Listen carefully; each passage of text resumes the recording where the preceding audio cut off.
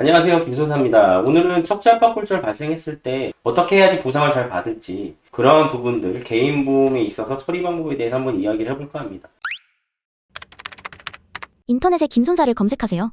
척추 압박골절은 뭐냐면 이 척추가 이렇게 등뼈가 있으면 이 공통뼈가 주저앉아가지고 찌그러진 상태를 갖고 얘기하죠. 보통 보면은 이제 찌그러진 정도가 정상 척추뼈에 비해서 얼마나 찌그러졌냐, 압박률에 따라서 그 이제 어떤 척추의 상해를 평가할 수 있는데, 평가 기준은 찌그러진 척추뼈를 기준으로 그 위 아래에 있는 척추뼈들의 몸통의 크기를 갖고서 비율로서 계산을 보통 하고요. 그 다음에 척추 압박골절이 발생되면은 우리가 이제 S자 형태의 척추 굴곡을 갖고 있어요. 생리적 만곡이라고 하는데, 사람을 이렇게 측면에서 봤을 때 옆에서 이렇게 S자로 모양이 돼 있거든요. 근데 이제 그 중간에 하나의 어떤 벽돌처럼 이렇게 착착착 쌓여 있는, 기둥의 중간에 있는 어떤 벽돌 하나가 주저앉았다고 한다고 치면, 척추는 연결이 돼 있으니까요. 26개가. 그 하나가 주저앉았으니까 아무래도 그 틀이 망가질 거 아닙니까? 그래서 그 망가진 틀의 어떤 범위, 그걸 이제 변형각도라고 해요. 생리적인 정상적인 굴곡에서 그 압박률에 따라서 이제 생리적인 그 망곡이 이제 정형화되어 있는 게 깨지니까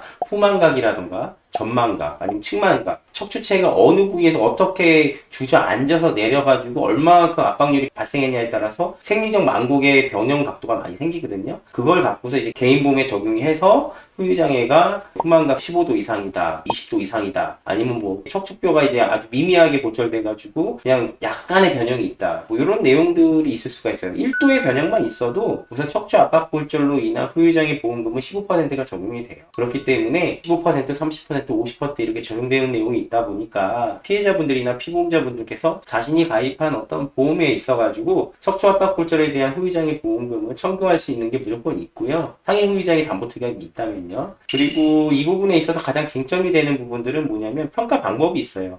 우리 당사자분들이 가입한 보험 상품이 2018년도 4월 이전 약관들 같은 경우는 이제 생리적 망곡에 대한 평가 기준이 콥스가 뭐 평가 기준이다 그런 내용이 없거든요. 그렇기 때문에 주치의가 평가하기 나름입니다. 근데 이제 지금 가입되는 상품들 같은 경우는 대부분 콥스 앵글로 평가를 받아라 이런 내용이 명시적으로 돼 있고요. 그렇기 때문에 그 이전 상품과 그 이후의 보험 상품들 간의 약간의 차이가 있어서 평가 기준이 이제는 콥스 앵글 기준으로 해서 무조건 측정이 되고, 생리적 아까 정상 각도 있다고 그랬잖아요. 그 각도에서 압박 골절된 어떤 생리적 망곡 부분이 있다면 그걸 공제하고 이렇게 평가되는 기준들이 있거든요. 그 전에는 그런 내용들이 없어요. 2018년도 4월 이전의 약관들 같은 경우는. 그래서 그런 어떤 상품 보험 약관의 기준에 따라서 보상되는 기준도 또 달라지고, 어떤 측정되는 평가의 어떤 기준이 달라지는 부분들이 있으니까 그런 내용들을 자신이 가입한 보험 상품, 보험 약관들을 살펴보시면서 좀 알아보셔야 될 것 같아요. 그리고 중요한 거는 어떻게 해야 보상이 잘 될까? 평가를 어떻게 받아야 될까? 그런 부분들이 있겠죠. 제일 좋은 거는 솔직히 말씀드려서 개인보험 적용에서는 이제 주치의가 평가하는 게 가장 좋죠. 왜냐면 치료했던 의사가 환자의 어떤 치료 상태, 그 다음에 치료 의에 잔존하는 후유증의 부분, 후유장애의 부분을 가장 명확하게 알 수 있으니까요. 하지만 이제 주치의들이 후유장애에 대한 평가를 꺼려하는 경우들이 많이 있거든요. 그런 경우가 있다 그러시면은 아무래도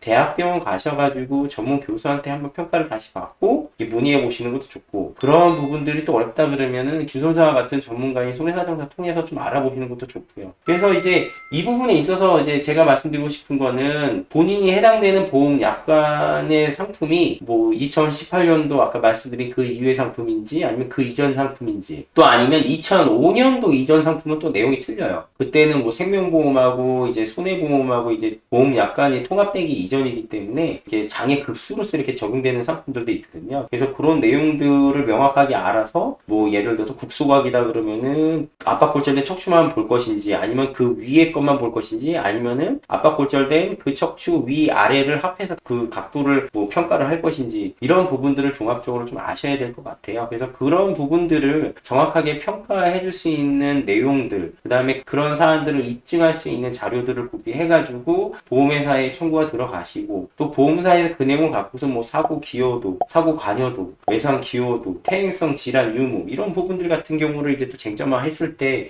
어떻게 대처할 건지에 대한 좀 해안이 있어야 되고, 거기에 대한 반박 입증 자료가 있어야겠죠. 그런 준비들이 가장 중요한데 실질적인 부분에서 피해자분들이나 우리 일반 보험 소비자분들께서 그런 부분들을 해결하실 수 있는 부분들은 많이 어려우신 것 같고요. 그런 부분들에 있어서 좀 어떻게 해야 될지 궁금하신 점이 있으시면은 좀 물어보시고 알아보신 다음에 진행하셔도 되고, 처리에 있어서 많이 어려운 애로사항이 있어서 불가능하다 생각하시면 전문가 통화하시는 게 좋고요. 그리고 만약에 교통사고하고 이제 어떤 이런 내용들이 섞여 있다고 하면은 교통사고에서 적용되는 척추압박골절 후유장애와 개인보험에서 적용되는 척추압박골절 상해 후유장애 보험금 같은 경우도 내용 기준이 만약 틀려요. 그래서 그런 부분들의 차이점도 명확하게 알고서 손해액을 계산해서 보상받을 건지, 아니면 내가 든 보험에서 계약성 책임에 이행되는 보험에서의 보험금을 청구해서 받을 건지, 이런 내용도 좀 잘 구분하셔야 될 것 같습니다.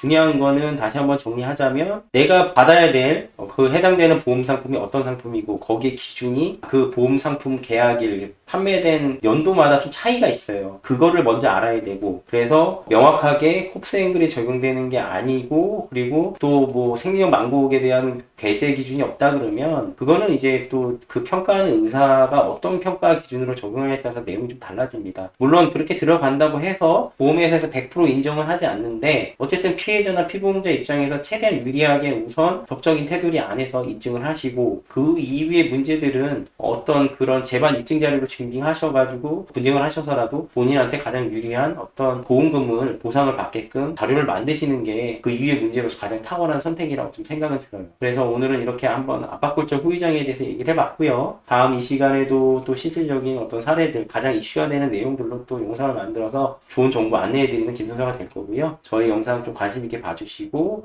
영상이 마음에 드셨다면 구독과 좋아요 눌러주시면 정말 감사하겠습니다. 오늘 김선사는 여기서 물러가겠습니다. 감사합니다.